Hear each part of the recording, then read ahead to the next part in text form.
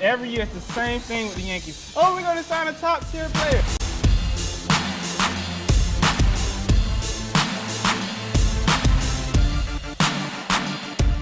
What are you talking about? Hey. Eric Spoelstra is one of the worst coaches in the NBA. Okay, welcome back to Franchise Sports. We've already covered Terry Johnson, Greg Reed. Now it's time that we go back to FAMU side of the ball, and we're going to talk about their defense. Now remember that some of the things that happened last year for that defense were big. You know, they came back and they brought a school record. They came second, close to breaking the school record for interceptions in the season, and they actually led college football in the stats. And they're returning Terry Johnson, and they returned John Ojo, and they returned a nice healthy plump of their defensive core. Mm-hmm. How do you see the defense moving forward this year? You know, honestly, if the defense isn't better, if their stats aren't better than they were last year, then something's wrong. Because this defense is absolutely stacked. You know, we talked to Joe Taylor during media day, and he's very high on this defense. You know what I'm saying? And you know, you look at the players they bring back, Patrick Scott. You got some transfers along the line. You got this Brandon Hepburn. Yeah, you got this dangerous linebacker core. You got Brandon Denmark, Brandon Hepburn. It's just a crazy team. And you got those defensive backs, who I call the most opportunistic defensive backfield in the nation last year. You get a good core of all them coming back. So, you know, this team should be pretty dangerous, especially if the offense if we can get a consistent offense this year, something that we missed in a lot of games last year. You know, I look back to the Hampton game, you know, giving up 400 yards putting your defense right back on the field, homecoming.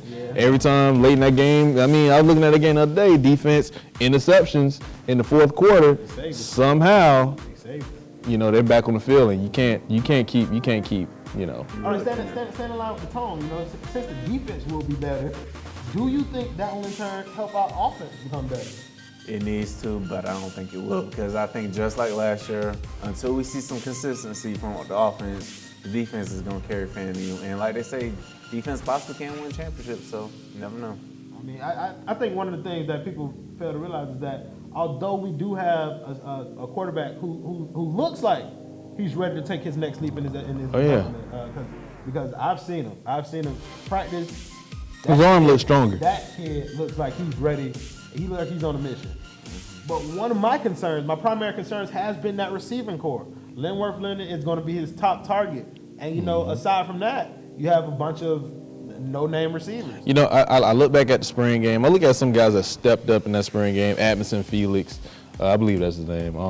You know, Travis Harvey, who he caught a touchdown pass against Bethune-Cookman last year. Yeah. We've had 9 receptions for, I believe, 70-something yards last year.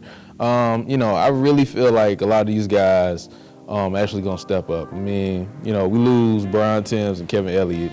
You know, they're both currently on NFL teams right now in the preseason. Oh, let's talk about Kevin Elliott, you know what I'm saying? Quick shout out to him. He caught the winning touchdown against the New Orleans Saints in his preseason game. Yeah, he did. But, you know, and this is no knock on Kevin Elliott, this is no knock on Brian Timms, but I think this year's receiving core may be a little more reliable, per se. Really? Yeah. Wow. I don't think so. I'm having a hard time. You know, it's hard to top 2 wide receivers who are both in the NFL right now. But hold on. It's very hard to top their natural skill set. Yeah. You can't teach I'm not Brian Timms and Kevin Elliott brought to the table. And we don't have that. We don't have the same speed that I'm not talking about the intangibles like speed. I'm not talking about the size. I'm talking about the hands. And I mean, and to be real, like Kevin Elliott, you know, those guys are excellent. I wish them the best, but there was times over the past few years where me and you had to, you know, he get a pass and it on the ground, but he makes the most spectacular catches and the most beautiful touchdown catches. To make the hard catches. But so you know, this year, you know, just looking at the spring and looking at these guys working practice, these guys, you know, they've got glue on their hands right now. You know what I'm saying? They are catching everything that comes to them, and I want to see that translate over into a real game situation. But, you know, right now, you know, I really think these guys can be pretty consistent. They're a young core. You know, they're going to be together for a while with a young quarterback. Damian Fleming, who, his arm looks a lot stronger than last year, putting the ball where it needs to be, making beautiful passes. I just think this year is going to be. Let's stick with the offensive side of the ball. The offensive line does return 2 starters, but again, you lose people like Shelly Anthony, you lose Brandon Curry, and you lose people like Jerry Moreland. So your offensive line is rebuilding along with your receiving core. Do you think that FAMU can sustain any type of production without, with so many members of the team leaving? I want to say they can, but I don't think they can because you got to have that continuity right there, and especially on the offensive line, because you're going to need the offensive line to keep the QB healthy, and you're going to need your wide receivers to step up as well. So I really don't think it can happen. Offensive line's huge. They lose a lot of guys, but at the same time, they're talented. Yeah, they brought in a few transfers. These guys look like they're talented because I heard Coach Taylor saying in the same media that he was saying that this is one of the more athletic lines that he's had. But I've heard that story before as well. Yeah, but this year,